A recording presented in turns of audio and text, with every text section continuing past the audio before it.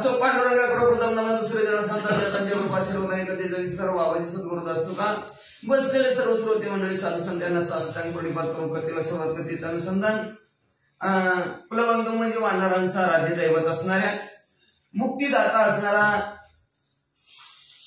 सर्वांचं रक्षण करणारा पालन पोषण करणारा असा ज्याच्या नावामध्ये जशी ताकद आहे कपी कुळ उद्धरिले मुक्त केले राक्षसा नाम चांगले चांगले माझे कंठी होवले चांगलं नाम असणार भगवंता त्या प्रभू रामचंद्राचा जय जयकार असो तरी आता कथा प्रसंगा पुढे बोलवी नवरस प्रसंगा जेणे कोणी श्रोते अनुभवती महाराजा असं असणारा पुढील कथा नाही असणारा भगवंता तुम्ही असणारा नवरसातून आमच्या मुखातून बोलून घ्या जेणेकरून श्रोते मंडळीला अनुभव कथेचा येईल आणि सुख समाधान कर ऐकून कथेचं वाटण मागले अध्यायी करविले बोलणे मच्छिंद्राचे भूमंडळी शरीरान वीरभद्र मागणी केला भस्म दानव असं मागच्या ठिकाणी मच्छिंद्रनाथाचं शरीर पृथ्वी तलावर आणलेलं आहे आणि गोरक्षणात आली नागनेश्वराच्या जोरावर वीरभद्राला भस्म करून टाकलेला आहे तरी आता पुढे कथा वीरभद्र निमाल्या उमाकांता सर्व पुन्हा दोन्ही चित्ता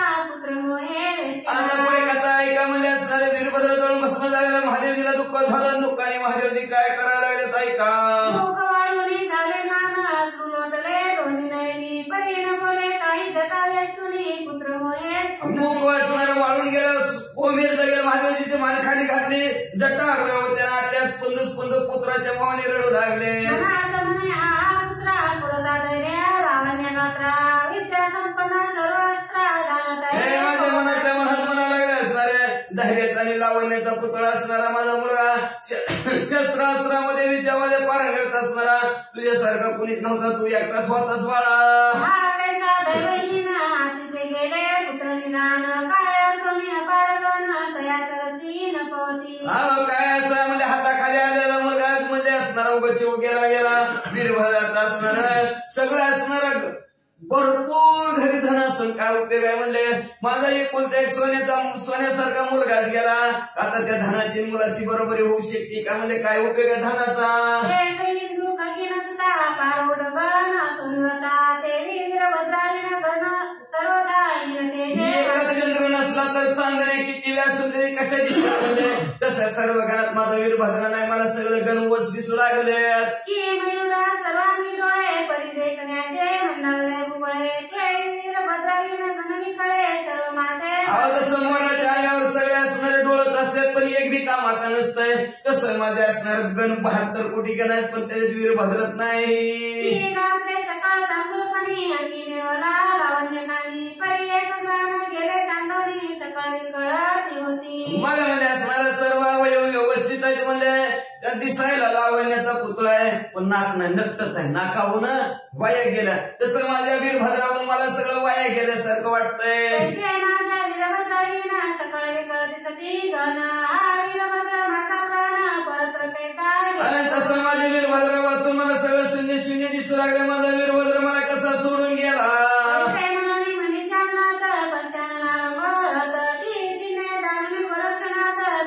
असं म्हणत भाऊ महादेवजी रडत आहेत गोरक्षनाथांनी चित्त या ठिकाणी वळखलं महादेवजी रडायला लागल्या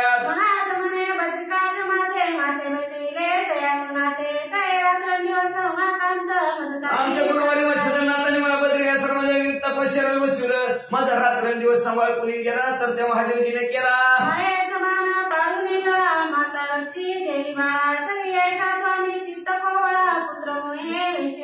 आज म्हणजे असणार मायाने जसं माईमध्ये आपल्या लेकराला सांभाळती तसं मला लेकरासारखं तिथं म्हणजे असणारे महादेवजीने सांभाळून ती माया आज रडायला लागली उपकार काय हो केला निवार स्वामी शिवला दुःख तुम्हाला असं माझ्या राईसारखं पुत्रासारखं असणारा मोह माया लावणार आज ते स्वतः मध्ये आपल्या स्वतःच्या पुत्रासारखे रडत आहेत म्हणून त्यांना असणारा काय उपकाराची परत फेड केली असली असते वय ज्यांनी सांभाळलं त्यालाच रडवायचं कसं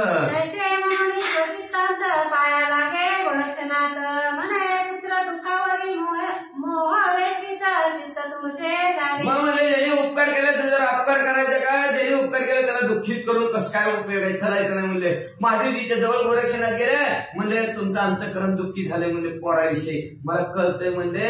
हा तरी वीरभद्राचे आता उठवी ना परी असते आणाव्या ओळखून येथे राक्षसांचे झाले कंदना राक्षसांची मिळविती. अहो म्हणले मग महादेवजी काय करा, वीरभद्राची हाड वळखून आणा तुम्ही म्हणजे असणार, का तर त्याच्यात राक्षसांची बी हाड पडले ती म्हणले वाचा.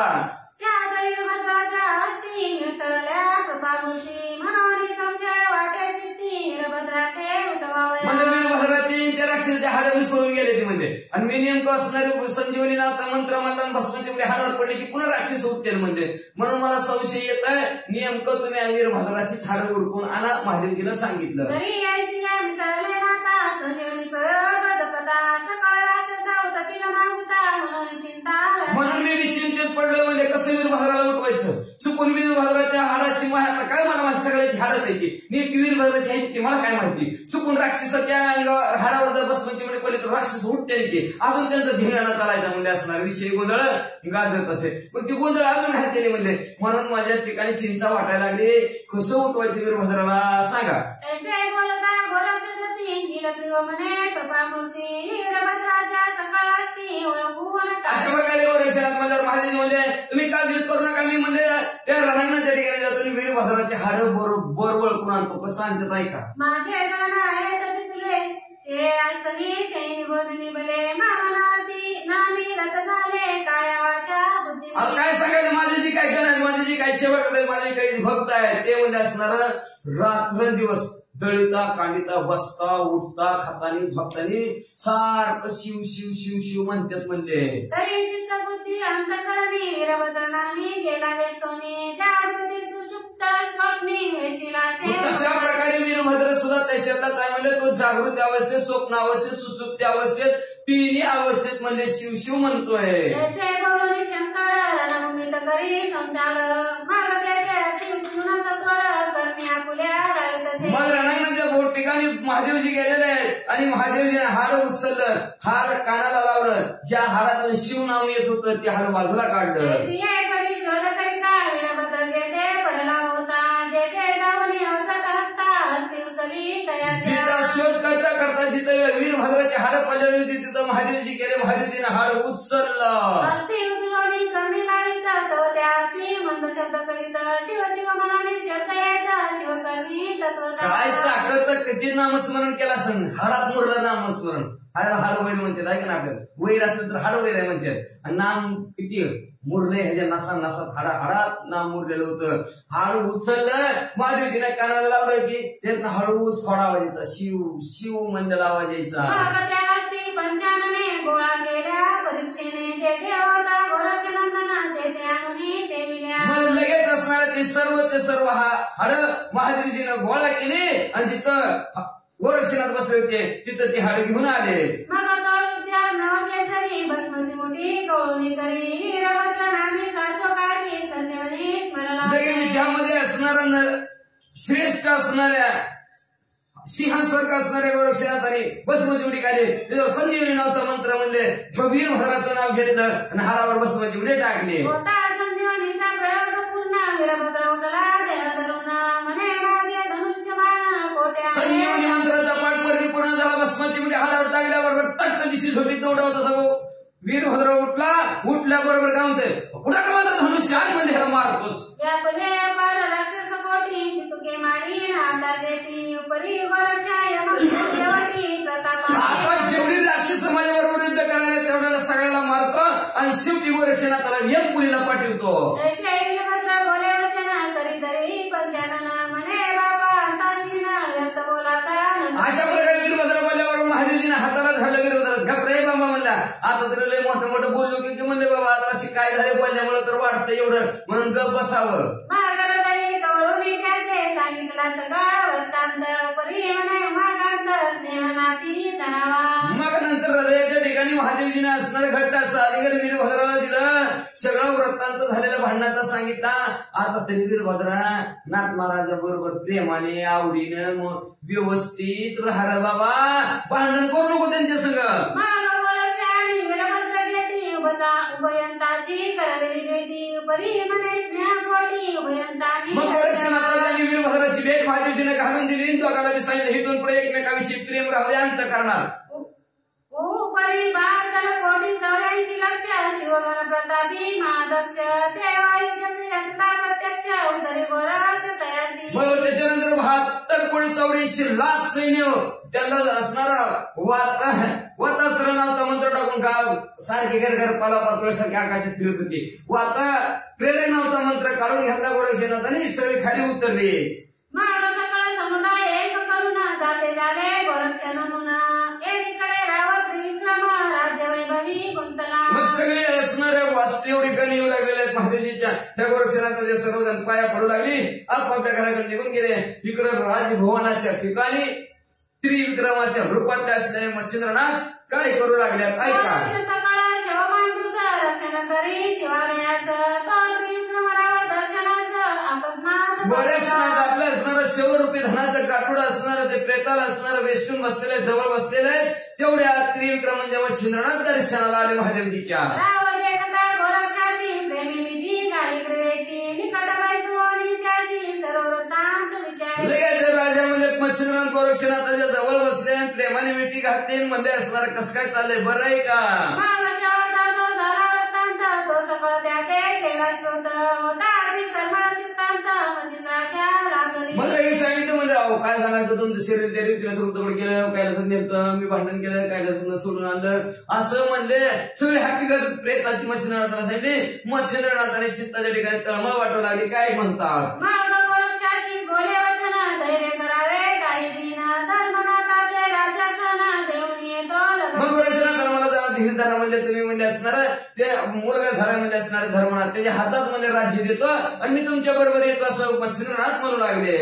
बोलून प्रजानाथ स्वग्रही आला त्वरितात बोलवली मंत्रिकाते विचारा. अशा प्रकारे गोरक्षनाथा बरोबर बोलले. घरी आल्यावर मंत्र्याला बोलून घेतात. मच्छिंद्रनाथ काय म्हणतात पाहुणे उत्तम दिना मईचे राम घेतले बोलावून राजपती स्वहस्ते अभिषेक करून आजूबाजूचे सर्व दिशेने राजे बोलले आणि स्वतःच्या हाताने मच्छिंद्रनाथाने म्हणजे त्या धर्मनाथाचा राज्याभिषेक केला. आपण गाडीहून खाली उतरले. काशी देवणी अपारसने आणि भूपालागी दिलेली भूषणे परमसने बोलवून पण जी काय मागायला आलं होतं त्यांना भरपूर असणारा दान दिलं. बंदीखान्यात असणारी ती सोडवली का तर नवीन राजा झाला वाचा. यातही लोटला एक माणसं राव त्रिविक्रम आपल्या मंदिरी खास देह सांडुनी शिवालयाचं दक्षिणी. याच्यानंतर 1 महिनाभर असणारा राज्यकारभार धर्मनाथाच्या हातात दिला. 1 महिना झाला. 1 महिन्यानंतर मच्छिंद्रनाथाने तिथं त्रिविक्रमाचा ध्येय सोडला. आपापल्या ध्येयात मग त्या महादेवजीच्या देवळात येऊन बसले. रेवती सती सहज गेली राजसदनाप्रती म्हणे महाराजा हेमपती आधुनिका हो. विक्रमावर असणारी निवती ज्या महालात झोपलेला होतो मच्छिंद्रनाथ रूपी त्रिविक्रम राजा त्या महालात गेली आणि महाराजाला म्हणजे उठा की लवकर का मला जायचं नाही का म्हणजे दिवस कुठवर आलाय उठा झोपू नका. बोले काही मग आलोनी पाळे स्वस्त प्रवाही मिळवले पाहुणी शोका वाटे. मग ती म्हणजे उठलं हाक मारायचं मग हालून उठवा लागले. उठा की लवकर इतके दिवस कसं काय इतके वेळ झालं झोपला म्हणजे उठा लवकर असं म्हणलं. असं ढकललं की कलांडच म्हणजे संपलं. लागली रडायला. कोणी रावला धर्मनाथ बाळ मंत्री प्रजा सेवक सकळ उठला. धर्मराजाने आवाज ऐकला. आई का रडायला लागली. त्यांनी बघितलं पप्पा संपलेलं की ती बी रडायला लागलं. सगळी गावातली लोक पळत आले. मंत्री बी पळत आले. सगळीच रडायला लागले. शिवालयाशी जनमुख्याला गोरक्षापाशी माग सिद्ध करून भस्माची मूर्तीची संजीवनी प्रयोजी. मग असं सगळ्या गावाचं रडणं मच्छिंद्रनाथ गोरक्षनाथापर्यंत महादेवजीच्या देवळात आलं. म्हणजे काय झालं काय ना त्रिविक्रम संपला. मग लगेच इकडे भस्माची पुढे काढली संजीवनी नावाचा मंत्र म्हणला आणि अस्थि मांसा प्रयोजिता देव संगीन झाला करीत संगीन होता मच्छिंद्रनाथा समय पावला. हाडाचं मासाचं तुकडं केलेलं होतं ना. मग त्याच्यावर संजीवनी नावाचा मंत्र गोरक्षनाथाने टाकला. मग सगळे जागच्या जागेवर सतासट असणारे चिटकायला लागला. हाड मास सगळं चिटकलं. पुतळा मच्छिंद्रनाथाचा तयार झाला की तिकडून मच्छिंद्रनाथाचा हात आला आणि त्याच्यात शिरला. संचार होता उठली बैसला क्षण लागता एकीकडे राव प्रेत स्मशान वाटिके आणि ओम चैतन्य मच्छिंद्रनाथ महाराज. मच्छिंद्रनाथ ह्यामध्ये प्रवेश केला. उठून बसले.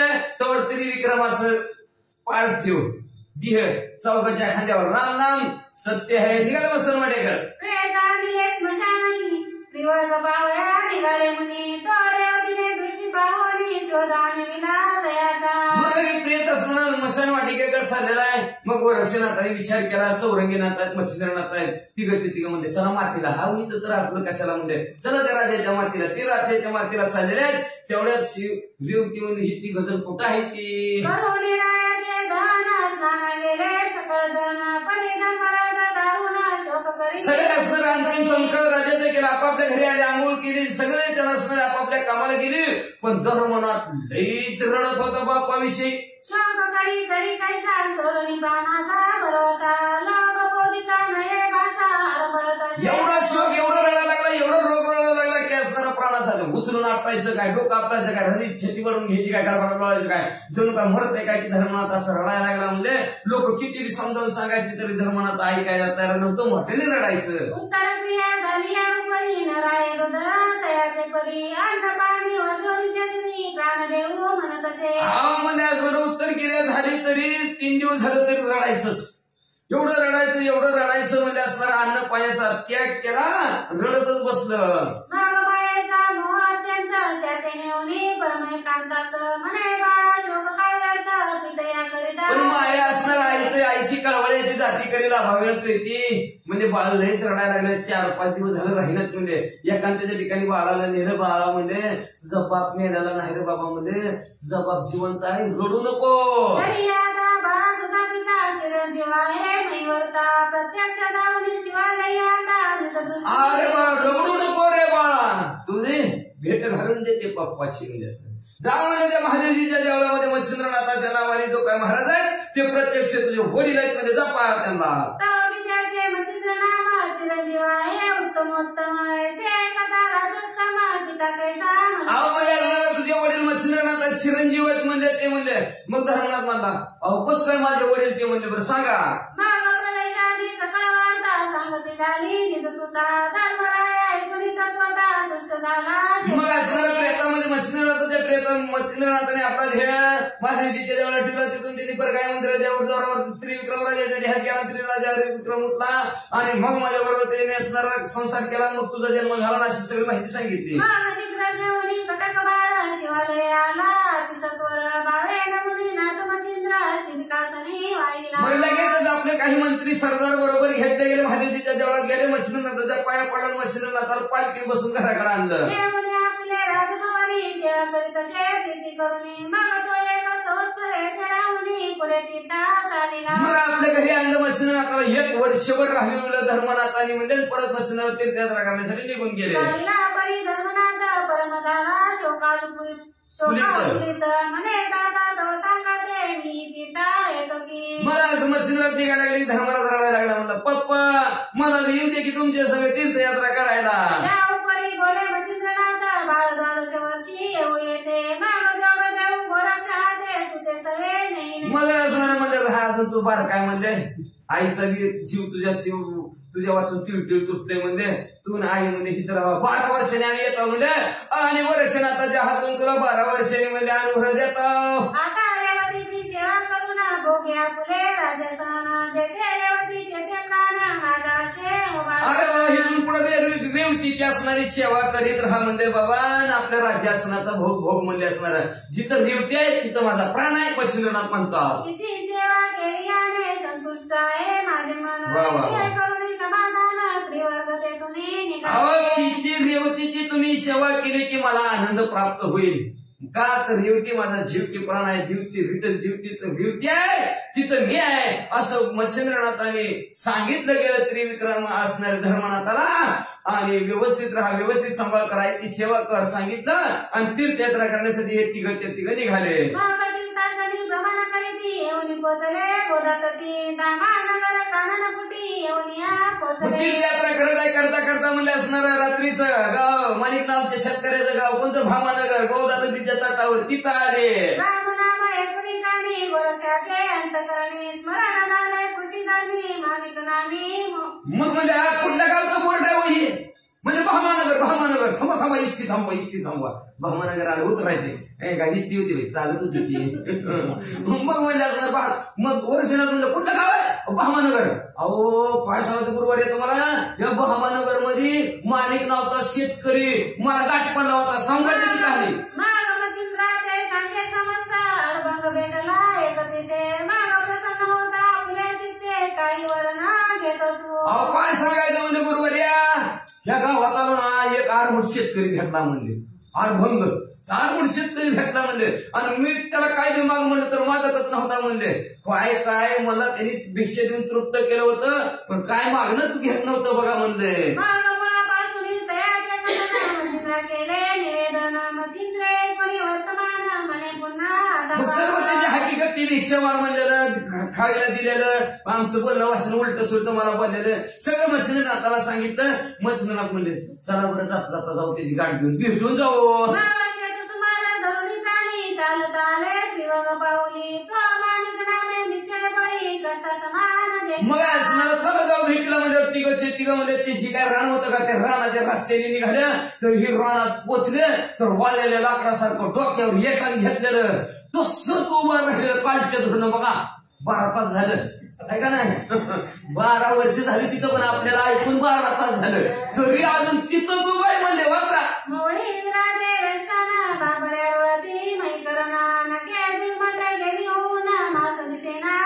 किलोभर सुद्धा अंगावर मास दिसना म्हणजे केस जिमनीला चिटकली नकाच्या चुंबळी झाल्या तरी पट्ट्यात जागेवरच असती एकाच्या झाली एक पोट झाले प्रश्न एक दृष्टी लावली एक मंत्र असणारी जी काय हाडं आहेत त्याला त्वचा चिटकली गेली वाळलेल्या लाकडासारखं झालं पोट पाठीला चिटकलेलं होतं म्हणजे असणार दृष्टी सूर्याकडे लावलेली होती आणि मुखात तेवढंच दिसतं श्रीराम जय राम जय जय राम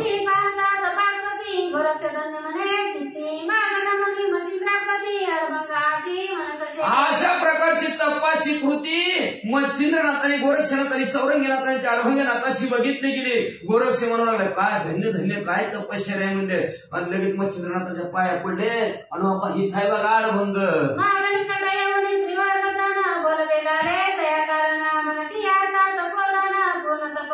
मग ती जवळ गेली म्हणजे महाराज भास्करा म्हणले तुम्ही रातच्या धरणामध्ये तपश्चर्या करता बास झाले की किती वेळा असतंय झोपायचं तरी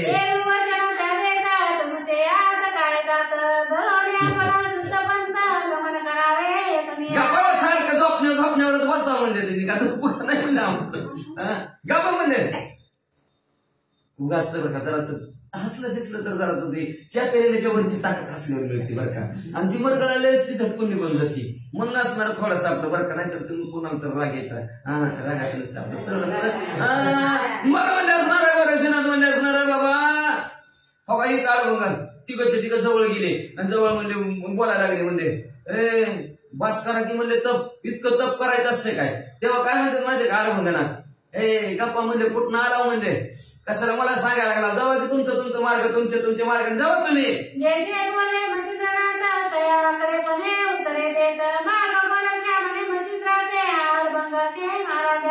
मला सर जे मच्छिंद्रनाथ बोललेलं का तर उलटच उत्तर द्यायचं उलटच बोलायचं गोरक्षनाथ म्हणला गुरुवर या तुम्ही गपासावर म्हणजे या मोठा आहे म्हणजे यार मोठा आहे म्हणजे एक बोललं तरी एकच बोलतोय म्हणजे नका ह्याच्या नादाला लागू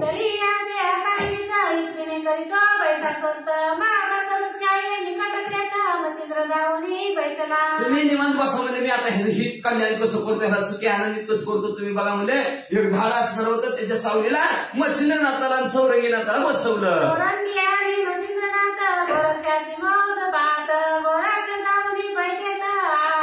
मग चौरंगीनाथ मच्छिंद्रनाथ झाडाच्या सावलीला बसले म्हणजे मजाच बघू गोरक्षनाथाची मी मच्छिंद्रनाथ मग म्हणलं मी त्याला सरळ बोलायला गेलो तर उलटच बोलते म्हणजे आता ह्याला तर काय बोलते काय म्हणते म्हणजे आपण ऐकून मजा घेऊ म्हणजे असणार आनंद लुटू म्हणजे तेवढाच असं मच्छिंद्रनाथाने विचार केला गोरक्षनाथ जवळ गेले आणि जवळ घेऊन त्या अडवंगनाथाला म्हणजे वा वा वा वा काय तपश्चर्या आहे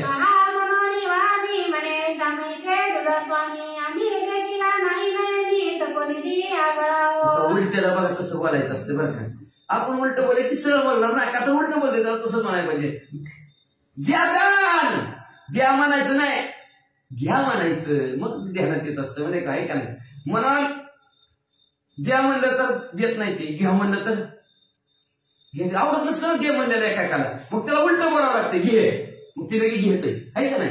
द्या म्हण त्याला खालच्या खाड्यात पडलेला असावं, त्याला म्हणायचं हात दे ना, ती देते का देत नाही, द्यायची सवय कधी नसती. आणि त्याला म्हणायचं हात घे, लगे घेणार म्हणून वर येणार, दे म्हणल्याने देणार नाही, घ्या सवय लागलेली असते.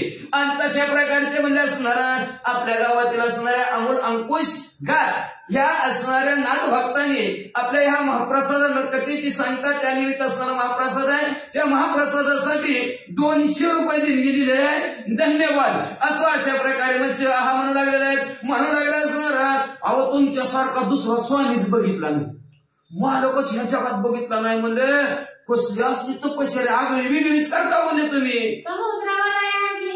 पृथ्वी पाहिली आहे समस्त पर्यायचा तपोनाचा लेखिला नाही. अहो समुद्राला अंकित पृथ्वी बघितली, पण असला तप करणारा माणूस माझ्या डोळ्याने अजून कधी बघितलाच नाही, गोरक्षणात म्हणत्या. तरी यायचा स्वामी योगमुनी याचा अनुग्रह घ्यावा कोणी, गुरुदारी यायचा प्राणी दैव पार मिळत तर असला योगी मालक आणि याचा अनुग्रह कुणीतरी घ्यावा बाबा म्हणला. असला गुरु लई नशिबाने भेटतो म्हणजे कवाच कुणाला मिळत नाही, लय भारी गुरु आहे बाबा ही. गुरु करावा पण चिंतनी बोले महाराजा. तर आता जसं असेल तसं असं गोरक्षनाथ म्हणजे ह्याला आपला गुरुच करून घ्यावं म्हणून असणाऱ्या चित्ताच्या ठिकाणी काय म्हणतात असणार बघा. म्हणे स्वामी कृपा करुणा माझा अनुग्रही गुरु होऊन बोलले कोणार मग म्हणे तयासी. स्वामी तुम्हाला हजार तर तुमच्या पाया पडतो, माझ्यावर कृपा करावं म्हणजे माझ्यावर कृपा करा, मला अनुग्रह द्या आणि माझं गुरु व्हा किंवा तुम्ही म्हणला. कोण म्हणलं गोरक्षनाथ म्हणजे. आता आडवगणात काय उत्तर देतात ऐका. बेटा एवढा थोर झाला देव काल नाही याला, गुरु करू म्हणतो मला मूर्खपणी आगळा. एवढा झालास म्हणजे अजून गुरु नाही तुला म्हणजे, अक्कल आहे का नाही म्हणजे तुला म्हणजे. गुरु होऊन म्हणतो म्हणजे आम्हाला म्हणजे तुझ्यासारखा मूर्ख माणूसच जगात कुणी बघितला नाही असं गोरक्षनाथाला ते आडवंगणात म्हणू लागला. गुरु करू पाशी तरी तुझी का गेल्यावर नाशी मजशी ऐसे म्हणता स्वकर्माची दयामुखी लावे तसे. अरे मला गुरु करायला बसलास म्हणजे, अरे तूच हो की म्हणजे माझा गुरु म्हणले असणार, माझा का होईना बेट्या म्हणला तू गुरु असं म्हणल्याबरोबर लगेच मुंडका हातात गोरक्षनाथाने धरला गेला आणि काळात लगेच बीज मंत्र सांगितला. संज्ञान मंत्र ब्रह्मकानी परमकृपे कमी कुंकुनी सनात केला कानापाशी गोरक्षनाथ लगेच असणारा बीज मंत्र सांगितल्या बरोबर कृपेने कान फुंकले गेले, फुंकल्याबरोबर अनाथ होता आता सनात झाला. मंत्र पडता कर्णकुटी त्रैलोक्याची आली दृष्टी ब्रह्मरूप वाचले.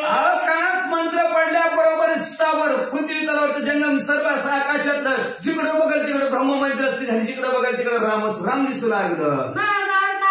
सकल ज्ञान झाला बृहस्पती समान माग सांगून आपले तपसाधन गोरक्ष चरणी लागलं. मला असणाऱ्या अर्थार्थी सगळं ज्ञान प्राप्त झालं, अज्ञान संपले झालं. देवतांचे गुरु बृहस्पती सारखं ज्ञान डोक्यात एवढा उजेड पडला गेला, तपस्याला सोडली या डोक्यावर टाकून दिलं, गोरक्षनाथाच्या पाया पडला. भस्म शक्ती प्रयोग मुली बाळी चर्ची सांग देणे करून सर्वांग शक्ती गोरक्षनाथाने भस्मची मुठी काढली, भस्माची मिळतीवर म्हणजे असणार शक्तीचा प्रयोग रूपी असणार मंत्र म्हणले गेला. भस्मची मुठी कपाळाला लावली, लावल्याबरोबर पैलवानासारखं लगे फुगलं वाचा.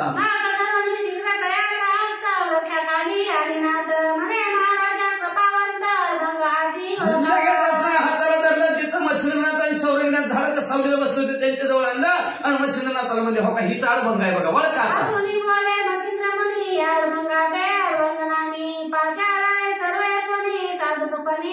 हसले मच्छिंद्रनाथ म्हणजे हेतून पुढे म्हणजे ह्याला साधूपणाने आडभंगच नाव ठेवा म्हणजे ह्याचं नावच आडभंगनाथ ठेवा म्हणजे. दीक्षा दिली खास माग अवश्य म्हणजे गोरक्षनाथ म्हणजे बरे लगेच नाथ महाराजाची दीक्षा दिली. ओम चैतन्य अडभंगनाथ महाराज की जय. अशा प्रकारचं नाथ महाराजांमध्ये दीक्षा दिली गेली. नवनाथामध्ये त्यांची असणारा त्याला सांगितलं केला अडभंगनाथाला आणि आपल्या बरोबर तीर्थयात्रा करायला घेऊन गेले. मार्गी सकळ तेव्हा पूर्णाभ्यासी आपल्या समान शस्त्रास्त्रेशी अनुभव तो मिळवला. मार्गाने जाता जाता असताना गोरक्षनाथाने सर्व विद्याभ्यास शिकवला आणि आपल्यासारखं शस्त्र अस्त्र विद्यामध्ये पारंगत चौरंगी ह्या असणाऱ्या अभंगनाथाला केलं. चारी जण द्वादश वर्षे तीर्थाटना करो आणि पुन्हा प्रयाग करणा चारी सूर्या पातळी. असं अशा प्रकारे चारी जण म्हणजे असणार तीर्थयात्रा करता करता पुन्हा प्रयागाच्या ठिकाणी म्हणजे त्रिविक्रम राजाच्या गावामध्ये असणाऱ्या त्या रेवतीच्या घरी चारी सूर्य कोण कोण आहेत आता 4 सूर्य मच्छिंद्रनाथ गोरक्षनाथ चौरंगीनाथ आणि हे अभंगनाथ चारी पोहोचले. एकीकडे धर्मनाथासी पुत्र झाला सतेज राशी वडिलांचे नाव ठेवले त्यासी त्रिविक्रम. इकडे धर्मराजाला अतिशय सुंदर देखणा मुलगा झाला वडिलांचं नाव चालू होते की पूर्वीपासून आलं बघा ऐका नाही तेव्हापासून आले 1710 1700 आला 1900 2-3 हजार वर्ष झालं तेव्हापासून पिढी चालत आले बापाचं नाव चालली होती. मग त्याला पोरगा झाला त्यांनी त्याच्या बापाचं नाव त्रिविक्रमच पोराचं नाव ठेवलं चाललं बापाचं नाव पुढे. चौघे प्राथमिक ग्रामी येता श्रुत झाले धर्मनाथा मग पटक भारसी शिबिके तत्वता बैसोनी आणले. लगेचच धर्मनाथाला माहिती झालं आपल्याकडे हे चारीनाथ भेटीला यावे पालखी घेतली त्यांना आपल्या घरी वाजत आणलं. मग धृती वृत्ती सगन करुणी तोषविले मच्छिंद्र मान मग त्रिविक्रमा सुत राज्य स्थापून दीक्षा घेतली. योगेशी मग असणारी सर्व असणारे वृत्तीने असणारे मच्छिंद्रनाथाची सेवा केली. मच्छिंद्रनाथाला प्रसन्न करून घेतलं आणि आपला मुलगा जे काय त्रिविक्रम होता त्या त्रिविक्रमाच्या हातात राज्य दिलं आणि नाथ पंथाची दीक्षा धर्मनाथाने घेतली. ओम चैतन्य धर्मनाथ महाराज की जय. माघ मासी पुण्यतिथी द्वियेसी धर्मरायाची बीज म्हणती ते दिवशी गोरक्ष जती अनुग्रह देत. माघ महिन्यातील असणारी पुण्यतिथी आहे तिचं नाव आहे द्वितीया तिला धर्मनाथाची बीज म्हणतात आणि त्या दिवशी धर्मनाथाला अनुग्रह गोरक्षनाथाने दिला म्हणतात. या उपरी देव मिळून स्वर्गीचे आणि प्रजालोक त्या ग्रामीचे मिळून अनुग्रहाचे मोळे रचले. बड़ा मोठा उत्सव त्या गावात त्या दिवशी तुला आजूबाजूच्या सगळ्या गावांना बोलवलं मध्ये ऐका म्हणजे असणार आहे मच्छिंद्र गोरक्षनाथ अनुग्रह देणारा अनुग्रह दिलेला आहे कुणाला धर्मनाथाला त्या निमित्त भंडारा जेवायला यावं जेवायला. झाल्यावरती सकळ बैसून एक पंक्ती गोरक्ष कवळ घेऊन हाती सौरामुखी ओपित. मग सगळा अनुग्रह झाला धर्मनाथाला अनुग्रह दिल्यानंतर सगळे पंक्तीला जेवाय बसलेले आहेत आणि गोरक्षनाथ आपल्या हातात घास घेऊन सगळ्याला देऊ भरू लागलेला आहे. आनंद परम जेठी पाहुणी धावले सुरवाला घाटी तेही प्रसाद पाहुणी शेवटी तुष्ट चित्ती. मग सर्वांना आनंद झालाय पंक्तीत बसलेल्याला म्हणून बुधवारीच आहे का आपल्यात प्रसाद कवाय बुधवारीच ना बरं बुधवारी सगळ्यांनी प्रसादाला या कातर देवाच्या संगती पंगती शेष घेऊन जाईना तुमची झाली या भोजन तुमचं भोजन झालं की शेष घेऊन जाईल का तर प्रसादाला फार महत्व असतं. ही रोज असतं ते आपल्या घरचं जेवण असतं पण प्रसाद वेगळाच असतो बरं का नैवेद्य दाखवला असतं देवाला. मग अशा प्रकारे तिथं प्रसादाचा कार्यक्रम आहे सगळे जेवायला यायला लागले सगळ्यांची पोटं भरू लागली. देवाला बी वाटलं आपण बी देवाला जेवायला जावं काय सुंदर पदार्थ आहेत म्हणून स्वर्गातले देव सुद्धा तिथं जेवायला पंक्तीत येऊन बसले प्रसाद खायला. भाषण ऐसाची प्रसाद जन्म प्रति संवत्सरी असावा पूर्ण इच्छेला. सगळे पंक्तीला बसले पंक्तीला म्हणायला लागले दरवर्षी असलं जीवन असलं तर लई बरं झालं बरं का. प्रत्येक वर्षी असलं जीवन ठेवावं लई बरं वाटन. वाचा त्याचे बोलता सुरवळ सकळ ऐकोनी बोले तपोबळ माझे नाम घेऊन केवळ अल्पा जगा. अशा प्रकारचं देव बोल दरवर्षी खायला असलं तर लय बरं झालं.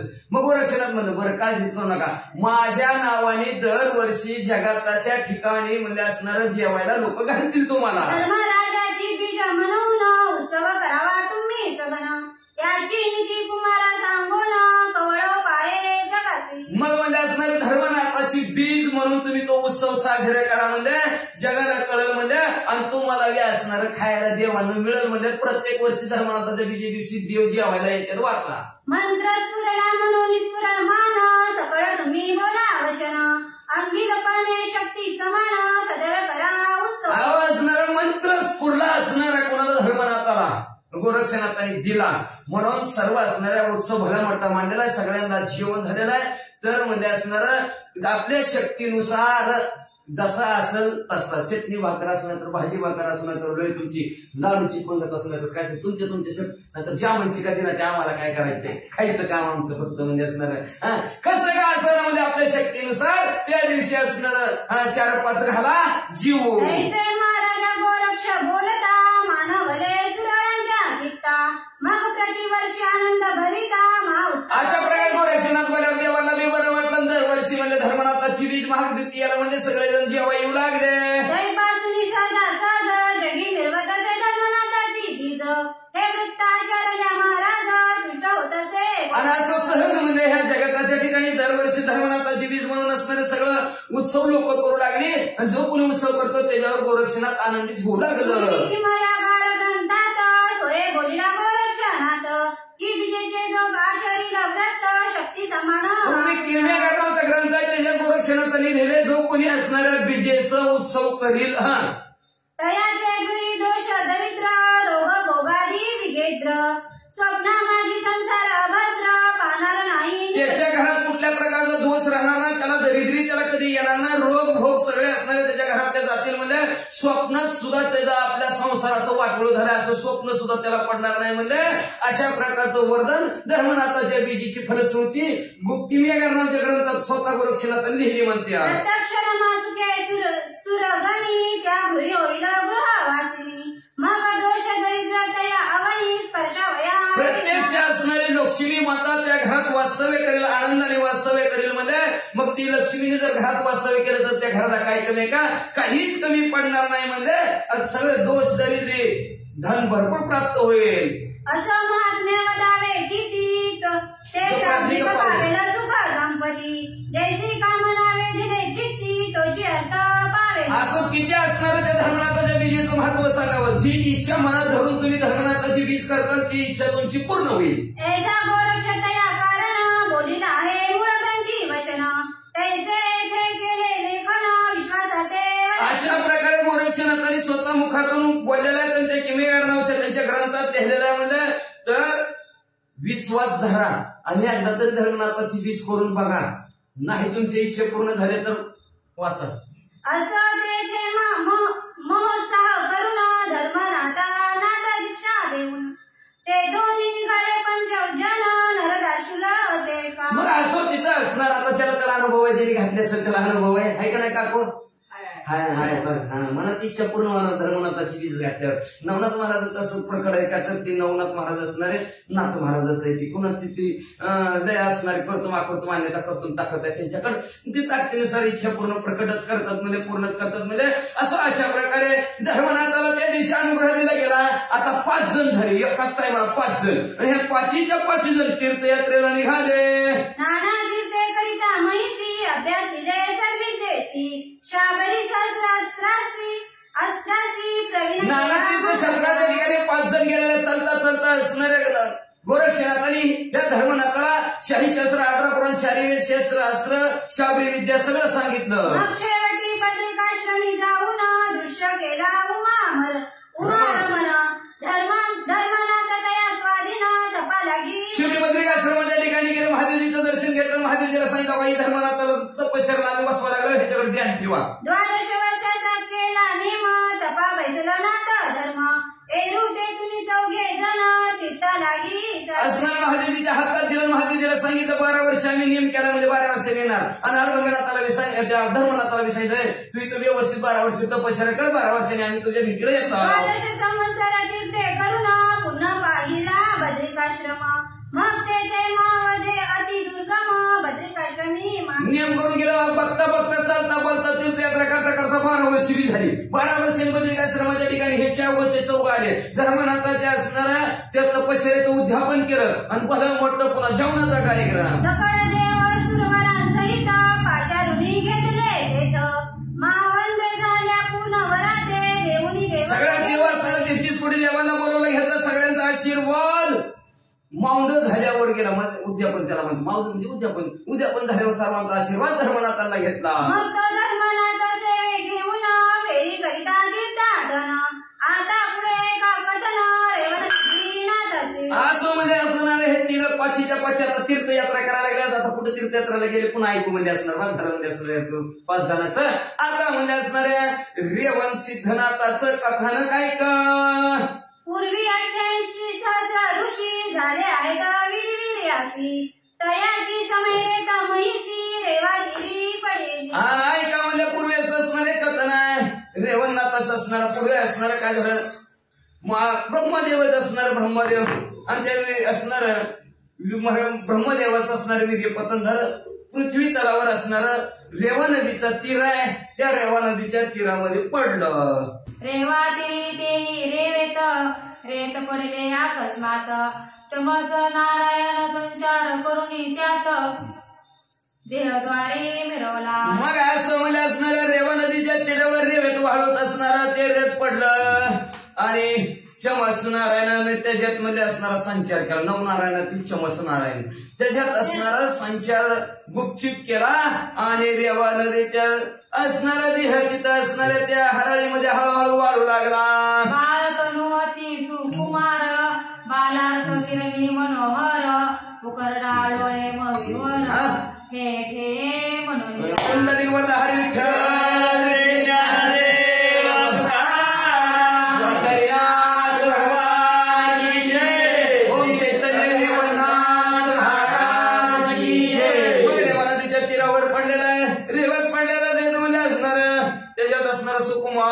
सूर्यासारखं तेजस्वी बाळ जसं उकिरड्यात गोरक्षणात वळावे तशा प्रकारे रेवा नदीच्या तीरावर बाळ लोळत होत. तो त्या कानने कृषी एक, उत्तम नाम सन सारुक, तो गट घेऊन न्यावया उदक रेवताती. तेवढ्या असणारा एक सुंदर असणारा ब्राह्मण आणि तो ब्राह्मण म्हणजे असणारा त्याचं नाव होतं सहन सारुक. सगळ्या गोष्टी सहन करणारा सारुक आणि घेणारा, सारून वारून घेणारा. आणि असा सहन सारुक तिथं पाण्याला आलेला होता. पाण्याला जाते पाणी घेऊन येते, रोडू नको बा सांगून आणता आपल्या बाळाला, म्हणून ते असणार पाणी घेऊन असणार घागर घेऊन आणतात आणि त्याचं अचानक लक्ष पातला परी अकस्मात एक कानने, पातला परी अकस्मात एक झाला बाळ देत, सहज चाली पुढे चालत बाळ दृष्टी. अचानक घागर पडायला घागर असणारे बुडवणार तेवढ्यात बाळ दिसलं. बाळ परमाची सुकुमार, कार्तिक दळी गाभाभर, पावनी तयाचे अंतर मोळे अतिशय सुकुमार देखणं बाळ होतं, एकटंच रडत होता आणि त्या सहसारपणे बाळाकडे बघितलं, अतिशय दुःखीत झाला. मग गट ठेवून महिला गी धावणी तातडी उचली वेगी, मोहे करुणी हृदय बागी अति स्नेह धरी. मग असणाऱ्या हातात घागर होती बाजूला ठेवली, बाळाच्या जवळ गेला, बाळाला उचललं, हृदयाला लावलं आणि प्रेमाने काय करू लागला. आधीच सन सारुक नामाने ते देसी काय ऊने, आवडीने मुख चुंबन पूर्वाळीत. आधी सहनसार गुन्हा होता म्हणजे त्याचं तयार काय कमी नव्हतं. बाळाला उचलला, अंधारला गोंजारला, पुरवाळू लागला. मग रिक्त गट वरून आडी, ग्रामात आला वृषा पाडी, सदनी प्रवेशून आवडी कांते लागी बोल. मग अतिशय आनंद झाला. आनंदाच्या भरामध्ये गाव घरी आला आणि घरी येताना बायकोला काय सांगू लागला. मने जीव लगे आजीचा दिन, माते झाला धातू हेम, तरी शिवल ते लागे ध्रुम, कुंभार परी मिरवला. मला मला जागा असणारा जीव लगे ऐक म्हणजे असणारा आज सोन्याचा दिन अमृत पाहला, नाम उच्चारित रूपे प्रगट पै झाला. सोन्याचा दिवस उगवला म्हणजे असणार आपल्याला म्हणजे असणार एक सुंदर असणाऱ्या वंशाची वेल सापडावी, तशा प्रकारे आपल्याला मुलगा सापडला. सहज गिरव धकाते रेवा तिरी वाळवंटीत, आपणा ईश्वरे दिला दूत वंशावळी मिरवया. अहो म्हणजे असणारा शुभकामना रूपी वृक्ष असावा. ती वृक्ष आज आपल्या घरात फुललेला म्हणजे सहज म्हणजे नदीवर पाणी आणायला गेलो होतो तर रेवा नदीच्या तीरावर वाळवंटात म्हणजे आपल्याला ही म्हणजे ईश्वराने बाळ दिला आपला वंश वाढवण्यासाठी. एकदा कांता गोष्टी मने कोटे मत दाव दृष्टी, तव तो काढणी वस्त्र फुटी कर संपुटी. अशा प्रकारचा असणार आपली बायको बोलल्याबरोबर दाखव ग मला कुठं आहे दाखल्यावर तर पट्टा वळून येईल त्याचं डोकं कसं राहत नाही बघू पण व्हायला लागल्यात महाराज तुला ते वळून येताना तर इथं 2 मिनिटं बसून पट्टा वळून नाही राहिलं डोकं तर पुन्हा त्याला म्हणा झोप जाऊ वड त्याला निश्चय एकदा सीतान वडन जा म्हणा पेल्यावर आणि पुन्हा डोकं दुखलं म्हणून सांगू देते कथाच बंद करू आपण त्याच्या डोक्यातच बघू आपण बाकी म्हणून देते फक्त डोकं दुखले म्हणून सांगायचं सोडून बंदच करू आपण ते असं म्हणले असणार 5 मिनिटात म्हणलं पाहिजे डोकंच राहिले मग म्हणजे असणारे कुठं बाळ म्हणलं दाखवा म्हणलं आम्हाला दाखवल्या म्हणलं बरोबर असणार त्यांनी वस्त्रात गुंडळून आणलेलं बाळ आपल्या असणाऱ्या आई समोर ठेवलं बायकोला दाखवलं प्रवती कांता उत्तम नामी धार्मिक बुद्धी संसार दानी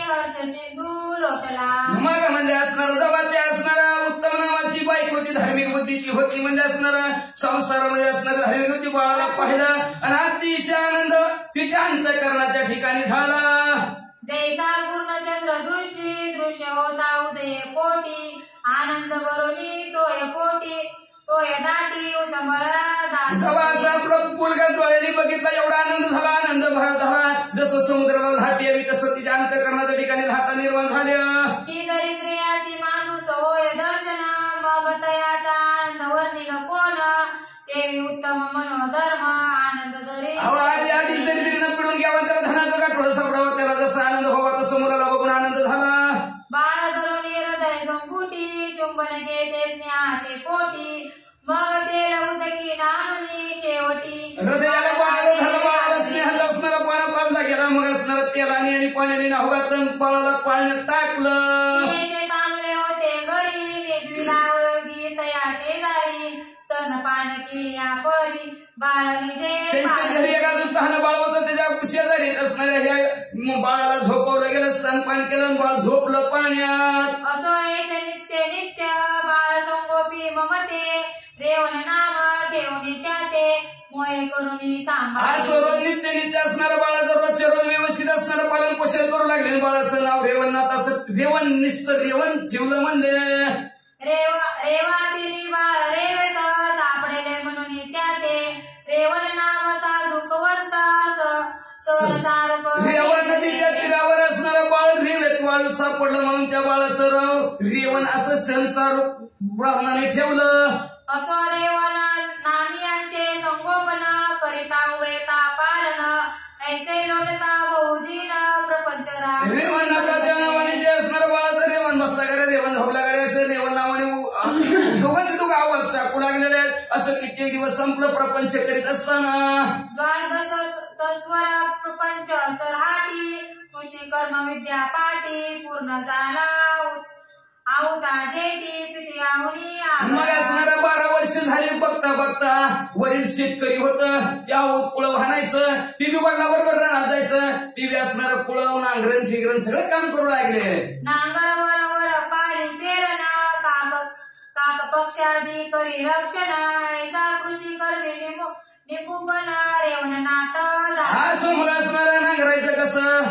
पाळी कशी मारायची म्हणजे असणारं पेरायचं कसं असणारं पाखरं राखायची कसं हे सगळी कामं रानात ते रेवणात करू लागले तो कोणी ते दिवशी उठली मागले प्रहरनिशी पृष्ठभ सोडली कान नासी चारोयासी मग एके दिवशी मध्ये असणारा बैल घेतलेले एक बैल पुढे एक बैल महाग मध्ये कासरा धरलेला आहे पहाट बैल दुपारी कुळव धरायचा नांगरायचं पेरायचं म्हणून सकाळ बैल चालून आणावं लागतात म्हणून पहाट बैल चारायला निघाले चांदणे पडले असे सुदृढ दृश्य होत असे महीची वाट सुदृढपणे गोचर वाट निज चक्षुत त्या दिवशी असणार आकाशात पौर्णिमेचा चंद्रही होता चांदणं पडलेलं होतं त्याच्यामुळे दिवस असल्यासारखं वाटत होतं आणि अशा म्हणजे चांदण्याच्या उजाडात बैल घेऊन निघालेले आहेत दादा म्हणून वर्षभा पाठी हाकीत चालला आहे जेठी तो अनुसया शक्ती करत ना वाटी पुढे झाले अकस्मात हाय सर्जा हर राजा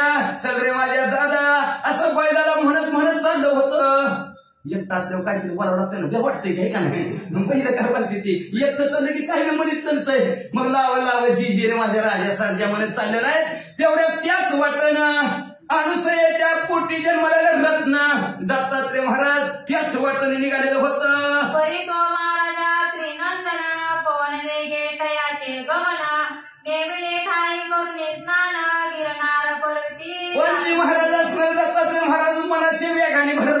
होते का तर 5 ठिकाणी 5 त्यांचा असणार नित्य नियम ठरलेला होता.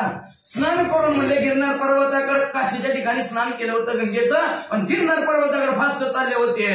पायी खळा सुशोभित एक अंचलांगी शोभत शुभ्र कोपिन विराजित कंठकंठा पायात असणाऱ्या खडावा सुशोभित होत्या म्हणजे एक अंचल असणार भगवी कपडे अंगावर शोभून दिसत होती म्हणजे असणार आणि एवढंच नाही म्हणजे कंठाच्या ठिकाणी रुद्राक्षाची माळ शोभून दिसत होती.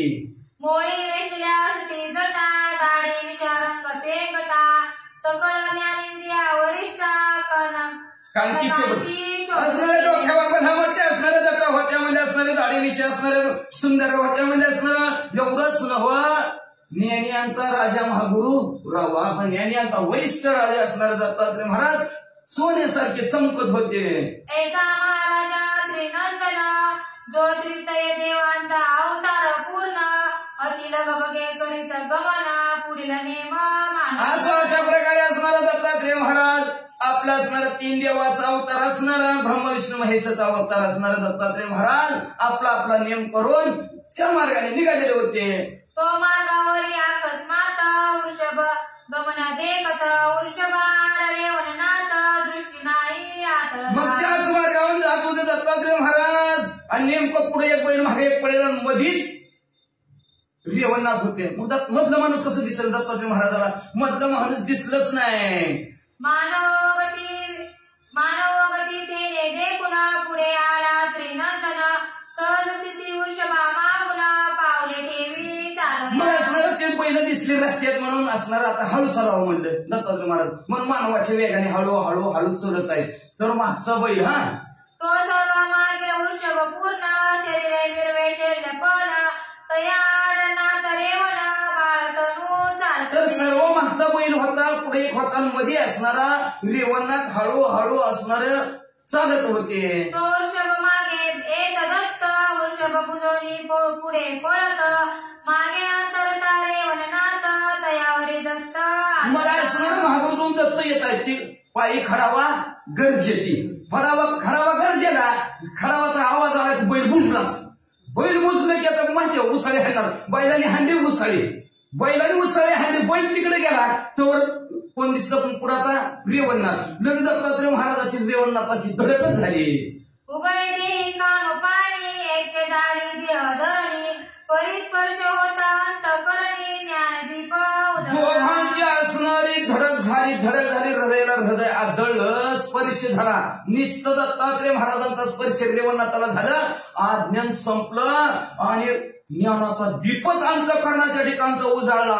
विमूढपणी कृषी कर्मात अज्ञान सर्व परिवर्तत सदा वेदने अरण्यात बुद्धिपणे. मला काय विचारायला म्हणजे मला एवढा मोठा मनुष्य देह प्राप्त झालेला आहे आणि काय करीत बसलोय तर रानातच काम करीत बसलोय मी म्हणजे अज्ञानासारखंच राहतं रानगट्टी माणूस म्हणजे मी म्हणजे असणार सदा अरण्यातच राहायचं सदा त्या रानातच बसायचं म्हणजे आणि बुद्धी नसल्यासारखं आहे का नाही. कालचं कसं आरमट होता मग आता तसं आरमट्यासारखंच बसायचं म्हणजे काय करावं. परी दत्तात्रयाचा स्पर्श होता पूर्वज माटे झाला देखता चित्ती मने मी मयूर असता कवन स्थिती. जेव्हा 3 देवांचा दत्तात्रय महाराजांचा स्पर्श मला झाला त्यावेळेस आठवलं मी कोण आहे. मागचे जन्मी कोण होतो मी कशासाठी ह्या पृथ्वी तळावर आलोय. मला कशाला देवाने पाठवले. देवे दिला देह भजना हो म्हणता भजन करण्यासाठी दिला देवाने देह पण आम्ही भजनातच घालवायला लागलो आहे का नाही. खाण्यासाठी जगावं का जगण्यासाठी खावं हेच कळा नाही गेलं. असू दे म्हणजे मग म्हणजे कळलं आपल्याला देवाने देह कशासाठी दिलाय. आपण म्हणजे कोण होतो म्हणजे आणि म्हणजे ह्या पृथ्वी तळावर म्हणजे काय स्थितीत पडला म्हणजे आपल्याला कोण बळका नाही सुद्धा म्हणजे. नारायण प्रकाम प्रारंभ प्रत्येक चमस नाम आईशी कुशी कर्म येते करीत बैसलो. मागचे जे मी कोण होतो ते कळालं लगेच बघा. म्हणायला लागले मी पूर्वीचा 9 नारायण मधला असणारा चमस नारायण असा असताना ह्या जन्माला आलो आणि रानात शेतीच करीत बसलो म्हणजे असणार काय करावं काय नाही असं मनातल्या मनात निस्तच परिस्थिती झाल्याबरोबर म्हणू लागला. वंद असता ती लोकात आता कोणी वैकीला माते सदा काळ निघालत हितकामी प्रपंच वंदनीय होतो स्वर्गमूर्ती पाहता तिन्ही जगाताला मी वंदनीय होतो सगळे माझ्या पाया पडायचे आणि जेव्हा ह्या पृथ्वी तरावर आलं का ना मला कोणी ओळखी नाही कोण काय हे शेतकरी नुसतं रानात आडमुद्यासारखं काम करीत बसलं म्हणजे आणि प्रपंच करीत बसलं त्या प्रपंचात हिताची गोष्ट एक बी नाही कल्याणाची गोष्ट एक बी नाही काय कल्याणाचं प्रपंचात काय सांगा काय काय केलं कल्याण होईल सांगा बंगला बांधल्यावर कल्याण होईल घर सुंदर बांधलं म्हणून बंगला असणार कपडे आणली गाडी ही घेतली नाही दुसरी गाडी घेतली म्हणून कल्याण होईल नेमकं काय घेतलं कल्याण होईल सांगा बरं संसारात काही बी घेतलं तरी कल्याण होणारच नाही का तर संसाराचं मुळच दुःखाचं आहे ही घेतली की ती वाटतं ती घेतलं तरी ती पण सगळं आहे का ना वाटलं मऊ पैसे घ्यावं कशाचं मऊ घेतोय बसरून गुडघं चाललं या पैसेमुळे तर शानाचं सारं होतं तर तेव्हा गुडघं दुखलं का कधी कोणाचं कुत्रं सांभाळून फरशीवर कुत्रं सांभाळून बघायचं कुत्र असंच पाय होतं मग आपल्याला तसंच पाय लागलं की तसंच व्हायला लागलं आता तर संपलं आता तर जरा जमिनीवर पाय टाकाय तरी कुठेतरी भेटत होतो आता जमीन मी संपली जिथं जाईल तिथं सिमेंटच्याच बसते अवघड झालं जमिनीवर पाय टाकायची शिल्लकच राहिलं जमीनच राहिना गेली कुठं असणारे आणि रानात गेलं तर बिगर चप्पळाचं चलतच नाही ती माणसं खराबी पोचून दिला ती त्याच्यामुळे लय अवघड झालं माणसाचं त्याच्यामुळे हे असले गुडघेदुखी अंगदुखी पायदुखी कार्यक्रम चालू झालेले आहेत मग म्हणजे असणार मी चमसणार नव्हतो पण म्हणजे ज्याचं कधी कधीच हित होत नाही अशा प्रपंचात मी अडकलो आईचे देई झालिया ज्ञान माग शब्द दौनी राहे मौन वारी दळक पैसे नंदना कोण तू ऐसा पुसतसे असं देहाला ज्ञान झालं मी माग कोण होतो थोड्या वेळ गप्पच बसले शांत राहिले ना मागचं ज्ञान झाल्यावर शांत राहिले तेवढ्या दत्तात्रय महाराज धडकलेले होते धडकलेल्या दत्तात्रय महाराजाला मध्ये कोण आहेस तू कोण तू ऐसे पुसता दत्त काही दादाला प्राणी पात्र मरे महाराज या देहांत अंशाचे दत्तात्रय महाराज कोण आहेत म्हणल्याबरोबर ते रेवणनाथ उठले दत्तात्रय महाराजांच्या पाया पडले आणि दत्तात्रय महाराजांना मला विचारता कोण आहे आपण म्हणलं का कोण आहे पण रंग आता आहे काय का नाही काय नाव सांगितलं या देहामध्ये तुमचाच अंश मम अंश जीवलोके आपण सगळे त्या भगवंताचे अंश आहेत तसं ती रेवणनाथ म्हणले ही म्हणले देह तुमच्याच अंश ह्या देहाच्या ठिकाणी असं दत्तात्रय महाराजाला सांगू लागले तुमचे देवाचे अंश परिसत्व गुणी जो महापुरुष तो विद्येचे प्रपंच देहास परम कष्ट तुमच्या देहामध्ये 3 देवाचा अंश आहे म्हणतात त्याच्यातला शुद्ध सत्वगुणी विष्णूचा जो अंश आहे तो विष्णूचा अंश म्हणजे जीव आहे मी पण तीच आहे पण ह्या प्रपंचात आलो आणि नाही ती काम करायला लागलो आणि प्रपंच गुंतलो क्षमोदयास उदित कराची महापुरुष सनात करून या देहास महिलागी समाधान करा आणि काय करा महाराज म्हणजे असणार मला असणार सणात करून टाका म्हणजे तुम्ही म्हणजे असणार का तर म्हणजे असणार ह्या पृथ्वी तर मला कोणी सुद्धा ओळखी नाही काय किंमत नाही नुसतं बाप सकाळी उठवतय बैल सुडतय जावर एवढं बैल बांधून येऊन पळवून नांगरण काय नुसतं शेतात काम करून करून काटाळून गेलं बघा ऐसे म्हणून चरणी मावळी प्रेम करुणी माने मग सनात केल्या वाचुनी कदान सोडी तुम्हाते सुद्धा पाय दाबून धरलं दत्तात्रय महाराजांचं आणि दत्तात्रय महाराजांना म्हणला तुम्ही माझ्यावर कृपा केल्याशिवाय तुम्ही मला सनात केल्याशिवाय अनाथ म्हणजेच कुणी नाही सनात म्हणजे कोणतरी मालक आहे घ्यायला आता म्हणजेच गुरु आहे मग असणारा सनात केल्याशिवाय तुमचं पाय सोडणार नाही असं पाय धरलं ऐसे मधुरी वाघवटी श्रोदळपणी देता मिठी पायी आदर प्रेम मोठी दत्त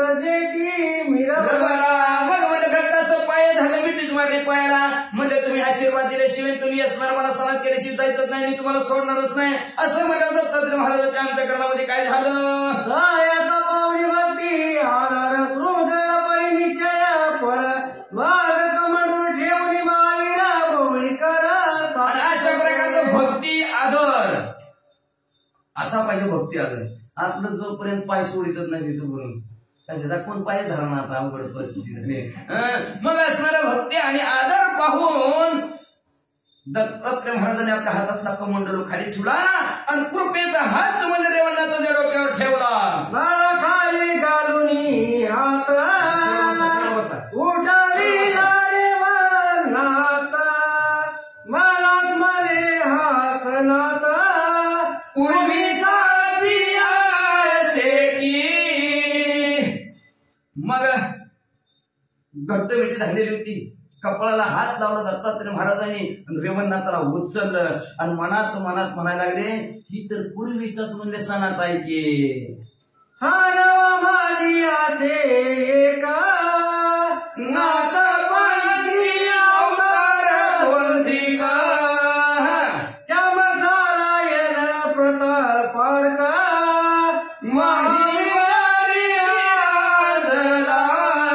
दत्तात्रय महाराज मला त्या मनात म्हणू लागले, हे नवनारायणातील चमत्कारायण नाही म्हणले आणि ही तर सूर्यासारखा तेजस्वी की म्हणले पहिलंच हे असणारे सणात आहेत. आपण अजून काय आशीर्वाद द्यावा. नाही आता याचे सणात करुणी वळवा नाथ पंत, कृपे घेऊन मवळी हस्ता केला अंकित आपुला.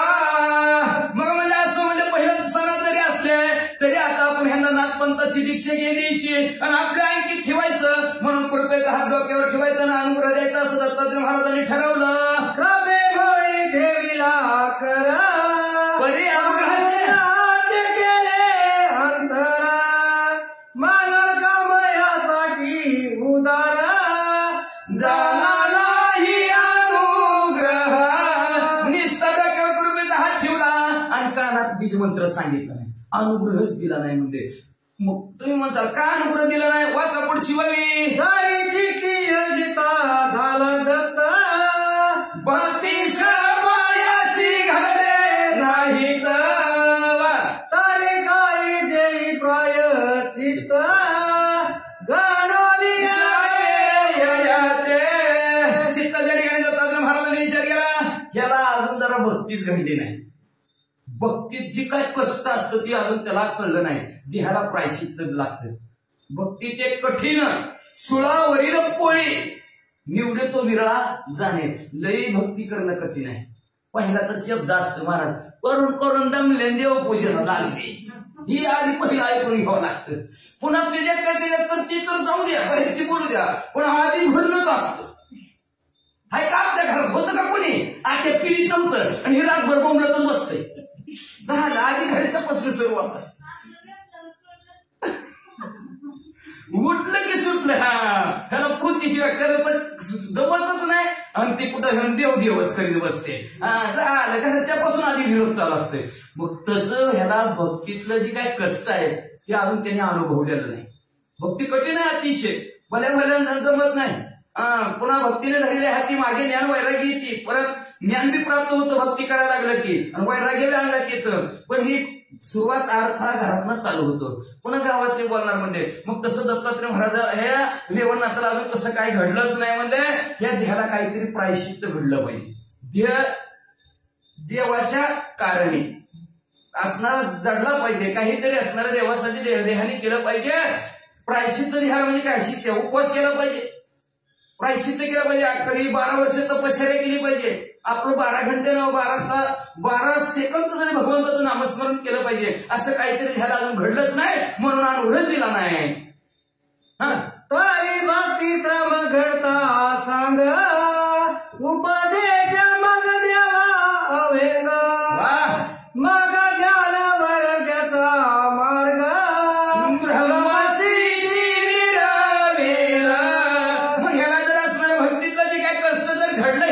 चांगलं जर झालं तर मग लगेचच ह्याला म्हणजे असणारा आपण उपदेश करावा. उपदेश आत्म्याच्या जवळ जाणं ह्याला म्हणायचं उपदेश. आत्मा कशाला म्हणावं ह्याच्या विषयीची माहिती ह्याला म्हणायचं उपदेश. कुठं असतं परमार्थात असतं. संसारातला उपदेश वेगळा आहे का नाही. संसारात सांगणं माणसाचं हे असं करण तसं करण ही उपदेश. संसाराचा उपदेशाने माणसं मार खाते, कटाळच तर मार खाते. कसं सांगायचं नको पुन्हा सांगतो अजून कधी तर उशीर होते. मग म्हणजे असणारा उपदेश असणारा परमात्मा श्रेष्ठ आहे. म्हणजे आत्म्याजवळ जाणे ह्याला उपदेश करणं म्हणतात. मग उपदेश द्यावा. मग असणारा उपदेश जर दिला तर भक्ती प्रफुल्लित होईल. भक्ती प्रफुल्लित झाली की ज्ञान प्राप्त होईल. ज्ञान प्राप्त झालं की वैराग्य प्राप्त भोगाचा त्याग, विवेक जागृत होईल त्याचा. आणि विवेक झालं की सर्व असणारी सृष्टी त्याला ब्रह्ममय दिसेल. ऐसे म्हणून अनुग्रहित कृपामय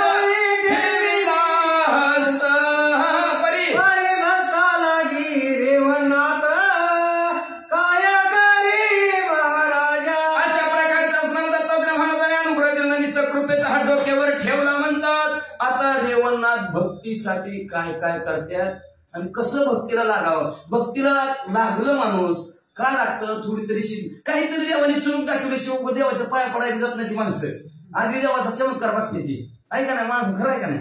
नाहीतर काय देवाने आमचं केलं नीटनेटकं, काय नीटनेटकं का भाऊ केवढी देवाचे तुमची. देवाला सगळी अरे लहान थोर याती भरती नाही, कुठल्याही यातीला कुठल्याही कुळातला लहान थोर कुठला आला तर देवाला सगळं सारखंच असतं. भक्त राखे पायापाशी दुर्जनाशी सांभाळी. फक्त भक्ताला की त्याला पायाजवळ ठेवतात आणि दुष्टाला संपून टाकतात, असं भगवंत आहे. पण कशी का भक्ती करा, त्याला जरी त्याचा जरी संहार केला दुष्टाचा तरी त्याला मोक्षाला लावत्या. अशा प्रकारचं भगवंत आहे. आता भक्तीसाठी जाता जाता भक्ती मार्गाला लागावं म्हणून जाता जाता एक सिद्धी श्रीमंताला दत्तात्रय महाराजांनी दिली. एक सिद्धीची कळा त्याने सांगता झाला कृपावंत, आता बिगरे पोरी किंचित दृष्टी ठेविला पुढारा. मग असे सिद्धीची कळा दिली आणि कृपावंत असणारे दत्तात्रय महाराज असणारे निघून गेलेले. का काय केलं माहितीये का, एक बी दिलं, लावलं रोप. आता त्याला पाणी कसं घालायचं, कसं भरायचं, कसं घाला सांगा मी. 2 जुलै का 2 जूनला असतं ती वृक्षारोपण दिन, 2 जुलैलाच असते. 2 जुलैला नुसती झाडे घेऊन एक झाड लावायचं आणि पुढच्या 2 जूनला त्या झाडाला पाणी घालायचं, फोटो मारायचं. हो का आमच्या गावात वृक्षारोपण झालं. अहो त्याला वाढवायचं कोणी, त्याला पाणी घालायचं कोणी. 1000 झाडं लावली, 100 झाडं लावली, उपयोग काय. अहो 10 लावा 50 लावण्याबद्दल काय नाही, पण एक झाड एक जणांतर वाटून द्यायचं, त्याच्या तोच झाडाला मोठं कर झालं. पण माणसं नुसती झाडं लावा आणि झाडं जागवा. कसं जागवायचं झाडं जगत असतंय. अहो रोप बी लावा, रोप तयार करा आणि रोप वाढवा. आता झाड कसं वाढवायचं, ते पिंपळाचं झाड म्हणते का त्याला रोप म्हणते ती, काय म्हणते ती, झाडाला झाडच म्हणते. झाड जगवा नाही, रोप लावायचं आणि रोपाचं असणारं झाडात रूपांतर करता आलं पाहिजे. तर सारखं होईल तुम्ही वृक्ष असणार ते वृक्षारोपण केलेलं. नाही तर ह्या वर्षी त्या झाडाला पाणी, 2 जुलैला पुढच्या त्या झाडाला पाणी, फोटो काढून झालं आमच्या गावात वृक्षारोपण. उपयोग नाही. दत्तात्रय महाराजांनी काय केलं, एक बी दिलं त्याच्याजवळ, म्हणजे सिद्धी काळा एक दिली. आता ह्याचा भला मोठं झाड जीवनात कसं करतो हे बघायचं म्हणून एकच लावायचं. पण चांगलं कुळी कन्या पुत्र होतीचे सात्विकता याचा हरिकर वाटे देवा वाचा लांब चाललंय. देवनी धन पिता व्यवसाया कारण बरं मग दयाचे पुढे चांगुलपणा निजाशी महादर्शे. दादा ही 1 लाख रुपये पाठपासला हातेल टाक, टाकलं हातेल लाख रुपयात. मग त्याच्या तार धगा लहानाचं काय पप्पानी असं आहे का, दोन पप्पाने म्हणल्या पोराला पैसे दिले, भांडवल उदाहरण दिलं, सांगितलंय उदाहरण दिलं आणि उदाहरण देऊन पैसे दिलं आणि म्हणले बाबा धंदा व्यवस्थित कर आणि नुसतं बापाने बघत राहायचं. वर्ग धंदा कसा करतोय तसं दत्तात्रय महाराजांनी एक सिद्धी कळा रेवणनाथाला दिली. आता त्या सिद्धीचा वापर रेवणनाथ कसं करतोय ते नुसतं बघत थांबणार म्हणजे दत्तात्रय महाराज. केव्हा माहीत मिळवला घालून पाठी दुग्ध करला ठिपत पातसे देऊनी धन सावकार पोळाते. दुधात 1 जण घालते ती, आपल्याला अनुभव आहे. मग त्याला काही होतंय, दोन्ही होतंय, बघते ती का नाही ती पदार्थ दुधही होते, निर्जन घालायचं असतं त्याच्यात. मग जसं म्हणजे दुधात ताक सोडून निर्जन घालून जसं वाट बघत बसते ती सकाळ करून मग त्याला घुसळायचं नाही का नाही, तसं वाट बघत बसते ही नेमकं काय करतोय ती.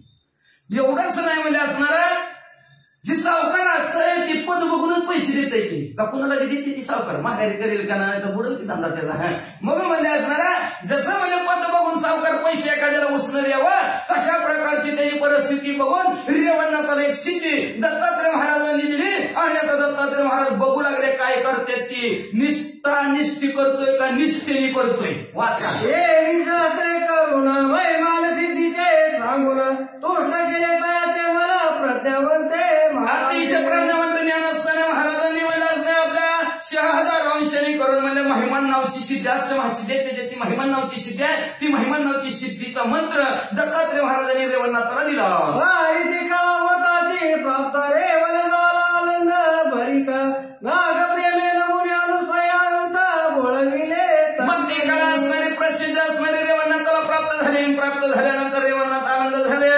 प्रेमाने दत्तात्रय महाराजाला नमस्कार केला दत्तात्रय महाराज निघून गेलं बरं का लक्षात ठेवा देव एक सिद्धी देत असतं अंगात येणाऱ्या माणसाला सुद्धा सिद्धीच प्राप्त असते जेव्हा त्यांना म्हणतात त्यांना कळत असतं त्या सिद्धीच्या द्वारावर पण ती काय करतात तिथंच गुरपटून जाते पुढे भगवंताची भेट घ्यायची गुरु केल्यानंतर भगवंताची भेट द्यायची भगवंताकडे पोहोचत ती विसरून जाते तेवढ्यातच गुरपटून जातात जसं रेवणात आता गुरपटून जातात पुढच्या आद्यात ऐका वाचा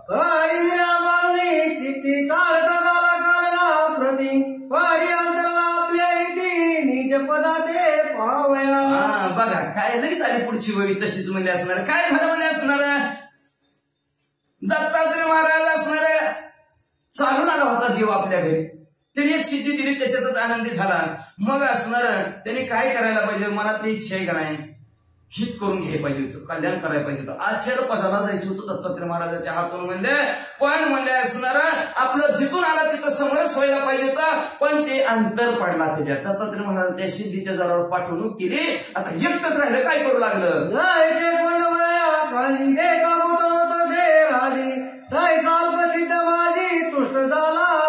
जसं म्हणजे असणार भूत एखादा भूत लागावा म्हणजे भूताला घास तुकडा उतरून टाकावा आणि त्याच्यावर भूताने राजी व्हावं तेवढ्यावर एका महिमान सिद्धीवर रेवणनाथ खुश झाले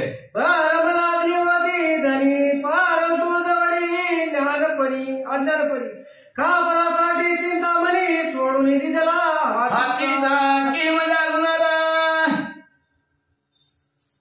पूर्ण असणार दरिद्री निघून जावी म्हणून त्याच्याकडे परीस आणता परीस सोन लोखंडाला चिटकवलं की सोनं किती 1000 किलो काय तोळ्यावर इतकं सोनं म्हणते तोळ्यावर चालले म्हणजे शेखंदाला लावलं की सोनं होतं असला परीस असणारा भेटला होता दत्तात्रय महाराज होते पण म्हणजे माल राणावरचा दगड म्हणून त्याला सोडून दिलं की सुरावली परमा गोड सोडली आनंदरसाची चाळ की निर्मळपरी पावली दगड परिसा हातीचा सोडीला एवढंच नावाला असणारा खापर चिंतामणी होतं मनातली चिंता दूर करणार पण ती खापर म्हणून असणार सोडून दिलं म्हणजे आणि त्याच्यानंतर असणार उदाहरण दिलं म्हणजे काय कशी अवस्था झाली त्या रेवणनाथाची म्हणजे सुरा म्हणजे काय दारू प्यायला बार उतार्यावरचं नाव पार असे असतं दारूची करामत लवकर असतं दारू करामचं मग म्हणजे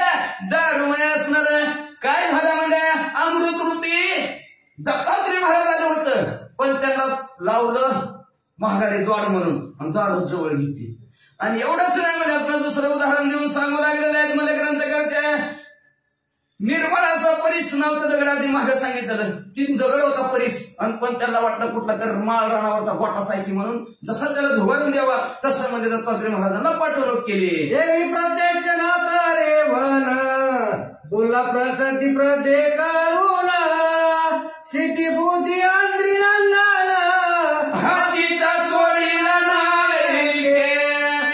अशा प्रकारचा असणारा प्रत्यक्ष रेवणनाथाचं घडलं एका सिद्धीला भुलला आणि सिद्धी लावी येडे पिसे सिद्धी माणसाला येडे पिसे केल्याशिवाय होत नाही आता सिद्धीला माणूस काय करेल सांगता येत नाही आमच्याकडे एका महाराजाला सिद्धी प्राप्त झाली होती बरं का अशीच नाथ महाराजांची सिद्धी प्राप्त झाली ती घरी आला आणि घरी आल्याबरोबर म्हणजे असणारा माझी बायको सोन्याची बायको सोन्याची झाली पुतळाच खायची पंचायत कापड वाटलं बरं झालं बायको सोन्याची झाली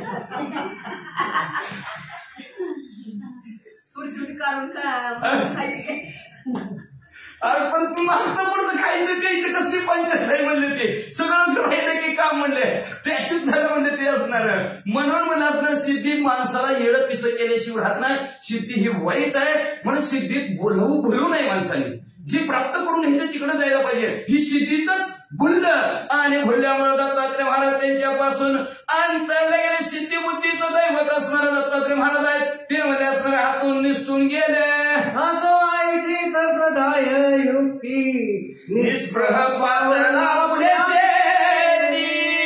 तेथील कथा होईल श्रोती पुढील अध्यायी ऐकावी असं म्हणजे असणार अशा प्रकारचा असणारा संप्रदायाची युक्ती आहे कुठलाही संप्रदाय असू दे आता आपला संप्रदाय काय गालबोट लागू नये त्याला त्याचं ती परीक्षेची गुरुची शिष्याची गुरु घेत नाहीत आल्या काय बीज मंत्र द्या म्हणलं की लगेच कानात बीज मंत्र त्यांचा दाक्षाला नारळ झाला फिक्स त्याला आधी बघा दत्तात्रय महाराजांनी लगेच दिला का अनुग्रह नाही दिला त्याला कष्ट घडलं पाहिजे भक्ती काय आहे ती माहिती पाहिजे गळ्यात माळ घातल्यानंतर आपण कुणाचं झालो ही कळायचं डोरलं झाल्यावर त्याच्या मताने राहता का नाही मग माळ घातल्या कुणाच्या मताने राहायला पाहिजे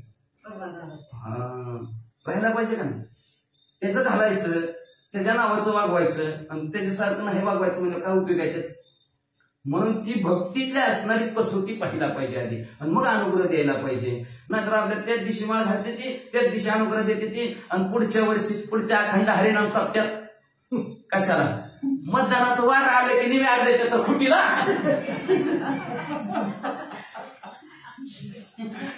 खरंय का नाही मग असं असतं म्हणून म्हणजे असणाऱ्या अशा प्रकारचे संप्रदायात युक्ती आहे आधी म्हणजे त्याला भक्तिश्रम घडल्याशिवाय अनुग्रह द्यायला नाही पाहिजे असं दत्तात्रय महाराजांनी ठेवलं गेलं आता म्हणजे असणारा निष्प्रह अंत्यकरणाच्या ठिकाणी गेला आपला रणात गेल्यानंतर आता तिथं काय झालं पुढच्या अध्यायात ऐका दोन्ही सुतनाला हरिवंशी सांगे तुम्हा श्रोती यांशी संत पेनामध्ये आशी मालवायची असणाऱ्या हरिवंशातील धोंडीचा मुलगा तुम्हाला असणाऱ्या श्रोते अंदाज त्या संतांच्या कृपेने गुरुच्या कृपेने तुम्हाला पुढच्या अध्यायाची कथा सांगतील ते ऐकावी अशी विनंती ग्रंथकर्ते श्रोते मंडळीला करतात ते त्यांच्या सद्गुणाला शरण गेले संगमनी अध्यायाचं कथानक संपवितात स्वाती श्री भक्ती कथा